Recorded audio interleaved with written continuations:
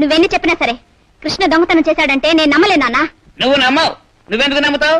నీ ప్రేమకి కళ్ళు చెవులు రెండు కూడా లేవు. లేకపోతే పోలీసులు ఊరికి అరెస్ట్ చేస్తారా? పోలీసులు పట్టుకున్న వాళ్ళు అందరూ దొంగలటండి. కాదు, నువ్వు పట్టుకుంటే అవుతారు దొంగలు. పెద్ద లా పాయింట్ అడిగా లా పాయింట్. ఇదిగో నేను ఇప్పుడే చెప్తున్నాను, దొంగతనం చేసి జైలుకి వెళ్ళిన వాడు ఇక నా కొంపకి అల్లుడు కావడం వీలేదు. అంతే. అత్తయ్య అత్తయ్య, నేను విన్నది నిజమేనా? కృష్ణ దొంగతనం చేశాడా? ఏమోనమ్మా, నిజాలు ఆ భగవంతుడికే తెలియాలి. అమ్మా ఉషా, నా బిడ్డ దొంగతనం చేశాడంటే నువ్వు నమ్ముతావా? లేదత్తయ్యా, కృష్ణ ఎప్పటికీ అలాంటి పని చేయలేడు. కృష్ణ దొంగ కాడు, కాలేడు.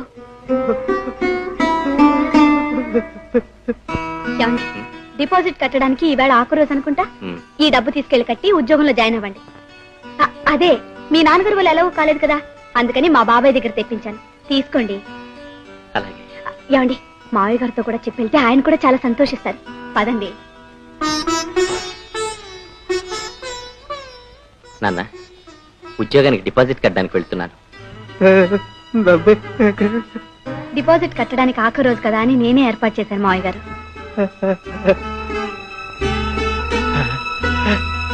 వెళ్ళొస్తాను.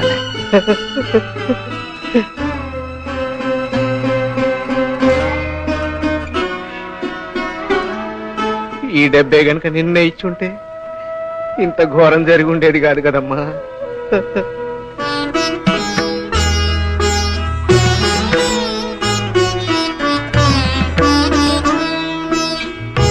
బాబు, నిజాలు ఆ భగవంతుడికే తెలియాలి. ఈ సూత్రాలమ్మి ఆ డబ్బుతో మీ తమ్ముడిని విడిపించరా? నీ పిచ్చి గానీ ఇది జరిగే పని కాదమ్మా. తమ్ముడు డబ్బుతో సహా దొరికిపోయాడు.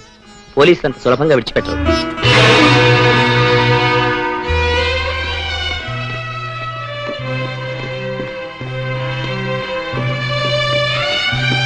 ఎక్స్క్యూజ్ మీ ఇన్స్పెక్టర్, మా అన్నయ్యతో ఒక నిమిషం మాట్లాడొచ్చా? All right, thanks. అన్నయ్య, నాకు తెలుసు నువ్వు నన్ను ఆశ్రయించుకుంటావని. తమ్ముడు, నాన్నగారు ఎలా ఉన్నారు? దుఃఖంతో కుమిలిపోతూ జీవోత్సవంలా మంచం మీద ఉన్నారు. నాన్నగారు ఆరోగ్యం దెబ్బతిన్నందుకు, నేను జైలుకు వెళ్తున్నందుకు అమ్మ కుమిలిపోతుంది. జాగ్రత్తగా చూసుకో. నీకు ఉద్యోగం వచ్చిందా? వచ్చింది, ఈరోజే జాయిన్ అయ్యాను. నువ్వు ఉద్యోగానికి వెళ్తున్నావు, నేను జైలుకి వెళ్తున్నాను. మన ఇద్దరి జీవితాల్లోనూ మలుపు ఒకేసారి వచ్చింది. కంగ్రాచులేషన్స్.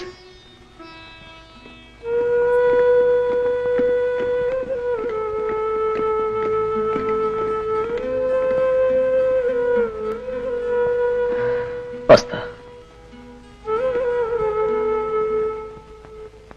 అమ్మా అమ్మా, తమ్ముడికి 6 మాసాలు జైలు శిక్ష వేశారు. 6 మాసాలు జైలు శిక్ష? అవునమ్మా, నేనెంతగానో ప్రయత్నించాను, అయినా లాభం లేకపోయింది.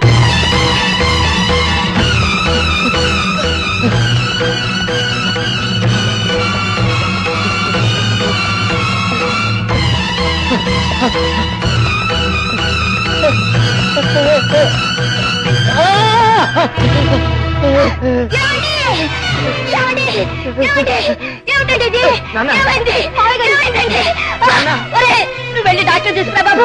అమ్మా, నువ్వు వెళ్ళి తైలం పట్టురా. ఏమండి ఏమండి, ఏమిటండి ఇది? చెప్పండి, ఏమిటండి? ఏమిటి? ఏమైనా చెప్పాలనుకుంటున్నారా? చెప్పండి, ఏం చెప్పాలనుకుంటున్నారు? చెప్పండి.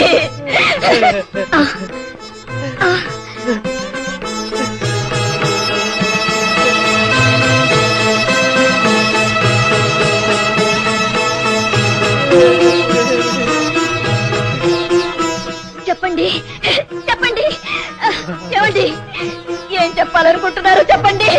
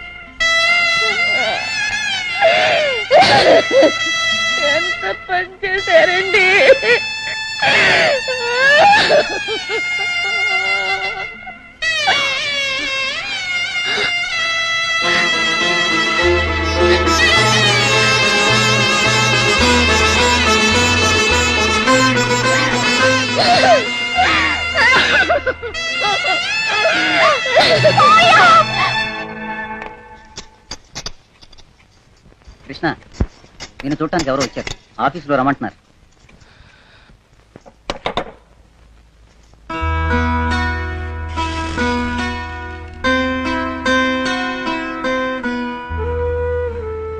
ఉషా, నువ్వు ఎక్కడికి వచ్చావా? ఈ సంగతి మీ నాన్నగారికి తెలుసా? మా అమ్మ నాన్న బాగున్నారా?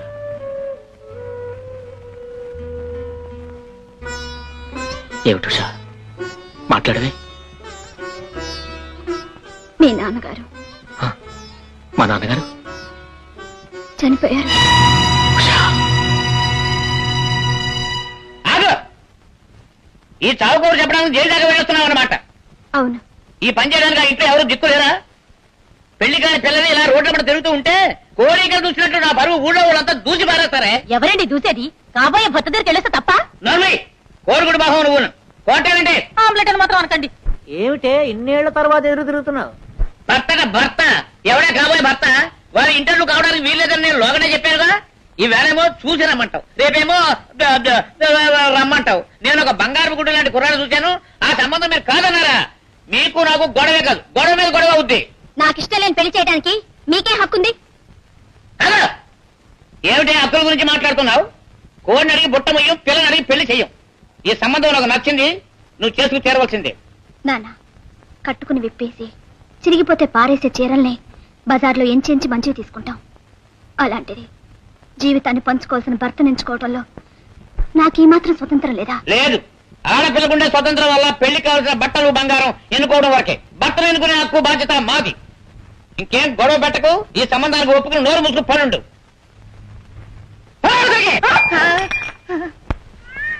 అమ్మా, సావిత్రమ్మా, సావిత్రమ్మా, నీకు మనోడు పుట్టాడమ్మా. అలాగే నేను పట్టుకోదా త్వరగా.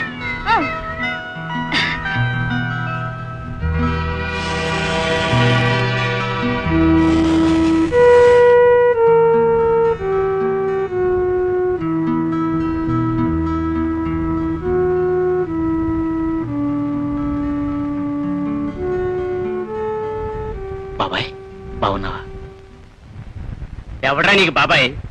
నువ్వు చేసిన దొంగ పనితో ఇంటి పరువు తీసింది చాలక బంగారం వంటి తండ్రిని పొట్టన పెట్టుకున్నావు. ఇప్పుడు తల్లిని కూడా చంపడానికి వచ్చావా? థు!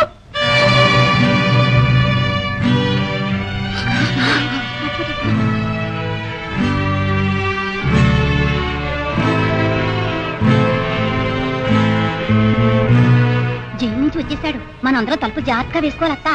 దేవతలాంటి సావిత్రమ్మ కడుపున చెడబుట్టాడే అమ్మాయి. ఆ జగన్నాథం గారు పరువు తీసిన చాలక ఆయన ప్రాణాలు కూడా తీశాడు. పోపిస్తాడు. రే కృష్ణ, ఇదేనా రావడం? బాగున్నావురా?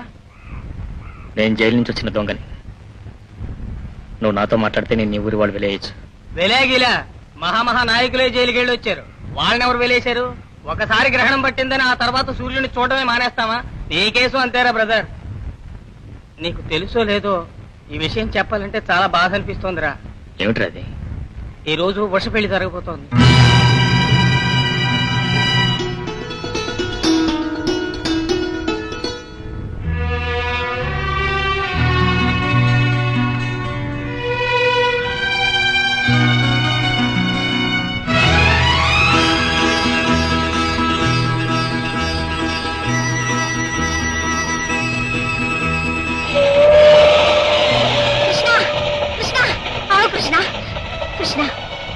నేను 6 నెలల నుంచి నీకోసం కళ్ళు కాయలు కాచేలా ఎదురు చూస్తుంటే మా ఇంటి ముందుకు వచ్చినట్టే వచ్చి ఎందుకు మాయమయ్యావు కృష్ణ? ఏమిటి కృష్ణ? ఇన్నాళ్ల తర్వాత కలుసుకున్నాం కదా అని నేను పొంగిపోతుంటే నువ్వు ఉలుక్కు పలుకు లేకుండా అలా ఉండిపోయావెందుకు? నీ జీవితానికి ఒక కొత్త దారి ఏర్పడుతున్నప్పుడు ఆ దారి కట్టు రావటం నాకు ఇష్టం లేదు. కొత్త దారేమిటి? ఓ, నేను పెళ్లి చేసుకోబోతున్నాననా? అదేం జరిగే పని కాదులే. ఏ, ఎందుకని? నేను ఈ పెళ్లి చేసుకోను గనుక. కృష్ణ, నువ్వన్నట్టుగా నా జీవితానికి కొత్త దారి పాత దారంటూ రెండు దారులు లేవు, ఉన్నదల్లా ఒకటే దారి. ఆ దారిలో నువ్వు నేను అంతే. వద్దు ఉషా, నేను నడిచే దారిలో అన్ని రాళ్ళు ముళ్ళే ఉన్నాయి. ఆ దారిలో నడవాలని కోరుకోవద్దు. వద్దు. కృష్ణ, నీ ఉద్దేశం ఏమిటో నాకు అర్థం కావటం లేదు. నా మెడలో తాళి కట్టకపోయినా నా మనసుకి ఎప్పుడూ నీతో పెళ్ళైపోతే, మనసు నీతో, జీవితం మరొకరితో ముడి వేసుకుని నిన్ను చేరుకోలేక, అతన్ని ప్రేమించలేక ప్రతి క్షణం నేను నరక అనుభవించలేను. నా తల్లిదండ్రులనే కాదు, మొత్తం ఈ లోకాన్ని ఎదిరించి నేను ఈ క్షణమే నీతో రావడానికి సిద్ధంగా ఉన్నాను. నన్ను ఎక్కడికైనా తీసుకెళ్ళిపో కృష్ణ. నా అన్న వాళ్ళందరికీ అక్కర్లేకుండా పోయిన నిర్భాగ్యుడిని, నిరుద్యోగి. ఇప్పుడు నిన్ను లేవ తీసుకుపోయాను. నా ప్రఖ్యాతి కూడా. ఖ్యాతో అపఖ్యాతో నాకు తెలియదు. నాకు తెలిసిందల్లా నువ్వు లేకుండా నేను బ్రతకలేను కృష్ణ. ఉషా, బ్రతకలేవే? ఎవరి కూడా చెప్పకు. ఎలా బ్రతకలేవు చూద్దాం. రాదేంటి? లేదు, లేదు. యాండి యాండి, మీ తమ్ముడు వస్తున్నాడండి. జైలు నుంచి రిలీజ్ అయ్యాడనమాట. ఏడి? అడిగో. ఫోన్లే సత్య, నాన్నగారు పోయాక నేను ఒంటరివాడిని అయిపోయాను. ఇప్పుడు తమ్ముడు తిరిగి వస్తే ఇద్దరం కలిసి హాయిగా ఉండొచ్చు. మీరు నిజంగా హాయిగా ఉండాలనుకుంటే మీ తమ్ముడు మన ఇంట్లో ఉండకూడదు. ఏ? ఒకసారి దొంగ బుద్ధి ఏర్పడిన తర్వాత అదంత సామాన్యంగా పోదండి. మునుపంటే మీ తమ్ముడిని మందలించడానికి మీ నాన్నగారు ఉన్నారు. ఇప్పుడు మీ నాన్నగారు లేరు కాబట్టి మీ తమ్ముడు మరీ చెలరేగి తిరిగితే రేపు అతని బుద్ధులు మన అబ్బాయికి అబ్బచ్చండి. అదే కాకుండా మీ దొంగ తమ్ముడిని తెచ్చి ఇంట్లో పెట్టుకుంటే మీరెంతో కష్టపడి సంపాదించిన ఉద్యోగానికి ముప్పు రావచ్చు. ఏమండి, నేను ముందు చూపుతో ఆలోచించి చెప్తున్నానండి. మన మంచికే కానీ మీ తమ్ముడి మీద పగుండి కాదండి. వెళ్ళండి, వెంటనే మీ తమ్ముడి దగ్గరికి వెళ్ళి అట్నుంచి అటే వెనక్కి పంపించేయండి. అది కాదు సత్య, అమ్మకి తెలిస్తే బాధపడుతున్నావు. మరి అత్తయ్య ఇంట్లో లేరు కానీ మీరు వెళ్ళండి. ఈ పుస్తకం ఎలవండి, మీరు వెళ్ళండి. త్వరగా వెళ్ళమంటుంటే వెళ్ళండి. తమ్ముడు! అన్నయ్య, అన్నయ్య, తమ్ముడు! అన్నయ్య. తమ్ముడు, నాన్నగారు. తెలిసిందన్నయ్య, నా అన్నగారి ఆఖరి చూపులకు కూడా నోచుకునే దురదృష్టవంతుడిని. ఊరుకో తమ్ముడు, ఊరుకో. అమ్మ ఎలా ఉందన్నయ్య? అమ్మ సంగతి ఏం చెప్పంటావు తమ్ముడు? నాన్నగారు పోయిన దగ్గర నుంచి అదో రకంగా అయిపోయింది. అలాగా? అవును తమ్ముడు. అందుకని ఇప్పుడు నువ్వు అమ్మని చూడకుండా ఉండడం చాలా మంచిది. ఎందుకనన్నయ్య? ఏ? నాన్నగారి చావుకు నువ్వే కారణమని అమ్మ ప్రతిక్షణం బాధపడుతూనే ఉంది. నీ ముఖం జన్మలో చూడని చచ్చిపోయిన నాన్నగారి మీద ప్రమాణం చేసింది. అందుకని నువ్వు అమ్మను చూడకుండా ఉండడం మంచిదేమో తమ్ముడు. అర్థమైందన్నయ్య. అమ్మకు నా ముఖం చూపించే అర్హత పోగొట్టుకున్నాను. ఇప్పుడు కనిపించి అమ్మని చంపుకుని రెండో పాపం కూడా మూట కట్టుకోలేను.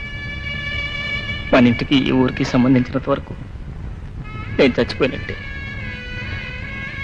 అమ్మని జాగ్రత్తగా చూసుకో. నేను ఇక్కడికి వచ్చినట్టు కూడా అమ్మకు చెప్పొద్దు. తమ్ముడు, వస్తా. కృష్ణ, కృష్ణ, కృష్ణ, ఒరే బాబు, తమ్ముడు జైలు నుంచి వచ్చేసాడట్రా, ఇంటికి రాలేదు. ఇప్పుడే వచ్చాడు వెళ్ళాడు కూడా. ఏమిట్రా, ఏమిటి నువ్వు అనేది? అవునమ్మా, ఉషకి పెళ్ళని తెలిసిందేట. ఇక నేను ఇక్కడ ఎందుకని చెప్పి వెళ్ళిపోయాడు. అమ్మ వస్తుంది ఉండరా అంటే కూడా వినిపించుకోలేదు. అవునత్తయ్య, ఈయన ఎంత బ్రతిమలాడినా మా మాటే పట్టించుకోలేదు. మళ్ళీ ఈ ఇంటికే రానని చెప్పి వెళ్ళాడు. పిచ్చాడు, ఇంటికి రాకుండా ఎక్కడికి వెళ్తాడు?